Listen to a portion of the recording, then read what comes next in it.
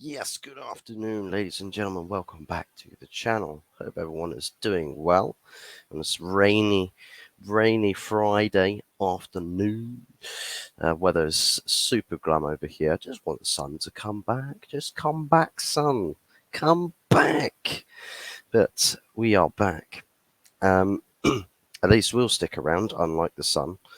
I am the sunshine to everyone's lives who watch my content and subscribe and like the videos. So do make sure that you are doing that when you do watch my content. That would be most appreciated. And we are back to discuss Scott McTominay, or the Milk, as I like to call him, the Milky Bar Kid. Milky Bar Kid. As soon as there's heat, he'll melt and he'll disappear, and he becomes invisible. But we are going to discuss the potential to a transfer to West Ham with what we have seen. Can't remember who it was who said it, but supposedly Arsenal are planning to step up their interest and their efforts to sign the Scottish midfielder, if that's what he is, because I don't actually know what position he's actually best at playing. So maybe someone else knows better as to what Scott McTominay's position actually is. Who knows? But West Ham are looking to step up their interest to signing the Scottish midfielder. Once the deal for Declan Rice to Arsenal has concluded, once that deal is finished, because there are delays. There are delays on the Rice front, on Declan Rice front for Arsenal. Problems for them as well as Timber as well. By the way, they've got delays to their deals, and similar thing for us with Andre Onana. Now, supposedly today is going to be the here we go. As to when I'm set to release this, maybe we have got the here we go. So I'll look like a right prat if by the time I release this video that the here we go's happened. So yes, but anyways, Scott McTominay to West Ham, great deal, fantastic deal, because it's a must-sell player for Manchester United, and I don't care what anyone says about whether they want him to stay as a squad player and whether they think he has a future. And also, the sooner we can get rid of the PR merchant, where but he runs and fights for the shirt. Oh, he's the youngest senior midfielder. The guy's going to be 27 this year. He's 26, going on 27. I'm pretty sure he's. Is he? Is he still 26? I'm pretty sure he is. Yes, 26. So he's going on 27. He'll be 27 on the 8th of December. So we're still pushing the narrative, and I've called this the Lingard syndrome, where everyone who tries to speak positively about these players, they constantly use this age argument, where it's like, well, but he's still so young, he's still got best years ahead of him. I'm like, please, for God's sakes, the guy could be 40, and you'd still be saying, but he's so young. I mean, Jesus Christ. He'd be young in terms if he was getting involved with like the walking football thing for like for senior people, because I know that's a thing in this country. We can literally play football whilst walking. Literally, you're not allowed to run, right? Maybe that's where he goes once he's retired from professional football.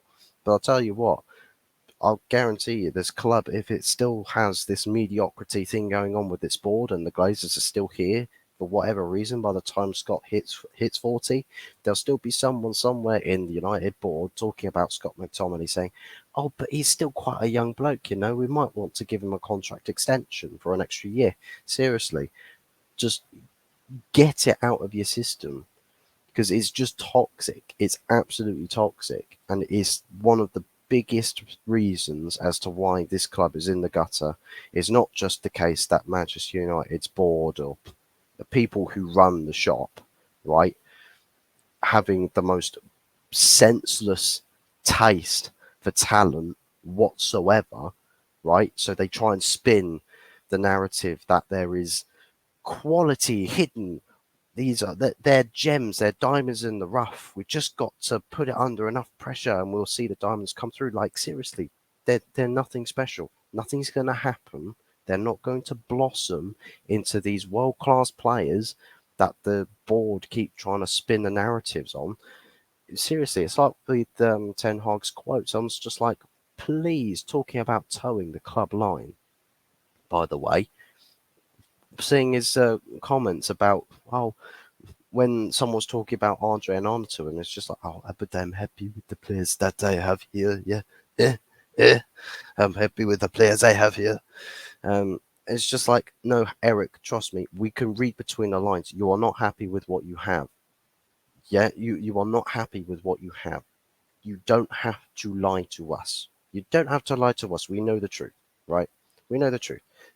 And the boards, they know the truth as well, but they want to spin the narrative to say, but these players, they've got something in them. Scott McTominay, oh, but he's the youngest senior midfielder. We don't want to sell that because there's value there. What? There's value there. It's like saying, but Harry Maguire, we signed him for 80 million. You know, he of course he'll probably be like 30, 31, 32. But I reckon, you know what? I reckon we could get 90 million out of him. You know, I reckon we could get 90 million on the market. Maybe if we get into like one year left on his contract, we'll stick a 90 million asking price. Seriously, it's absolutely just ridiculous, and one of the biggest things that holds us back. But aside from the board having senseless taste, also the fans that toe this party line, that toe the club PR, that say, actually, yeah, that's true. He is the youngest senior midfielder. Yes, that's true. We should be backing these players and supporting them and saying, yes, you go, Scott. You go. I want to see you playing and starting every minute of every game this season because you're so much better than anything else we have. Seriously, some of the opinions that some people have, that it's most prevalent, right, on football Twitter, most specifically on football Twitter, where you'll see people saying, oh, but I love Scott McTominay, low key, he's really good. It's the same accounts, right, that you see after when he plays a game of football. I think it was most notably after, what was it, Everton? I think it was Everton, where Scott McTominay had scored a goal. And it is every time he scores a goal, you see these Stan accounts on Twitter tweeting out, "Oh, Scott McTominay, you know, he's the real future of this midfield." You know, like, shut up, just absolutely shut up. He's not. He is mediocre at best. That guy, literally, I don't know why there's clubs enthusiastic about signing him. I don't get it. We've literally he's been in the squad what 6, 7 years now. Seriously, Mourinho started him. Mourinho started playing him. Since then, I've not seen Scott McTominay improve as a player. Legitimately, I've not seen him improve as a player since the days where Mourinho was starting him. Even when he started him at centre back, and we ended up getting battered away to West Ham 3-1. Who remembers that? Where Scott McTominay at centre back caused 2 goals. Literally caused 2 goals for West Ham. I've not seen how he's improved as a player, as an all round player. I've not seen him progress. Now, maybe you could say, but he's been under Ole Gunnar Solskjaer all this time. And it's just like, well, maybe you can say that. But last season, under Eric Ten Hag, I've not seen him improve based off of that. Can't say, well, he scored goals last season. Yeah, but he was scoring goals under Ole Gunnar Solskjaer as well, like Leeds, 2 goals. Scored 2 goals, just propped up, like, what was it, 2 goals in like 5 minutes or something, or 2 minutes. It was right at the very start of the game as well, I'm pretty sure. Just Scott McTominay's running like a headless chicken straight through midfield into the attack and just appearing for a goal. And did it again. Like, Scott McTominay occasionally contributes a goal, but that doesn't mean that he's got a future at this team.